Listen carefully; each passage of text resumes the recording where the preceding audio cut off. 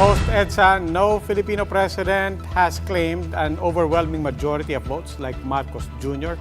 How will the new president sustain his popularity? That big question and more with former Ateneo School of Government Dean and political analyst Atty. Tony Viña. Atty. Viña, welcome to the big story.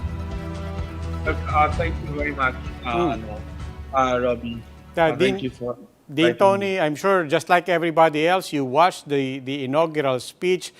How did it hit you? Your thoughts on the words of President Bongbong Marcos? I thought it was a good speech, hit the right notes, the right issues. Not complete, as was pointed out earlier, corruption, human rights were not highlighted. It was in English mostly. But there were parts in Filipino. The sound bites in Filipino were intended for his mass supporters. Very noticeable to me, very different in two ways from previous inaugural speeches. No call for a sacrifice for Filipinos. No call for participation for. Well, there was participation, collaboration, but if you don't want to, you don't have to. He said, we'll do their job anyway. So very clear top-down approach to governance that we haven't seen for a long time in this country. And here I would really commend President Marcos, Robbie. True to the word, walang atake sa kalaban, both political rivals and also people that usually attack, right? People who are corrupt, people who are communists, people who are drug addicts. I mean, I always thought that President Estrada, who of course invoked a class war, di ba? Mayaman at mahirap. President Aquino, corrupt versus the not corrupt. Wang. President Duterte about the addicts, di ba? At the time, hindi pa na niya inaaway yung mga komunista. Kasi I always felt that was in bad taste in an inaugural speech.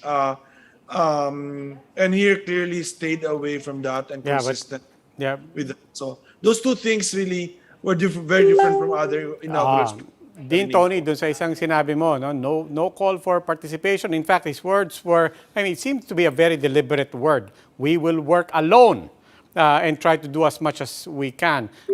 You put it as, a very top-down approach. Some people, however, will also frame it as, not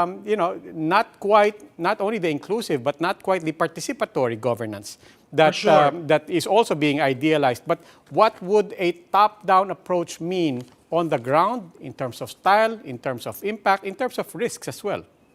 Yeah, we'll see, but it actually means delivery. We will deliver, and alam mo, that was really intended for his mass supporters, no? I think he still expects the rich and the political class to deliver, to support whatever, right? But for the poor, you don't have to do anything. Okay. Because we will take care of you. So very patronizing, actually, very patron-client, and maybe the reason for that is that's the reason why he won in the first place, diba? Taking all of those promises.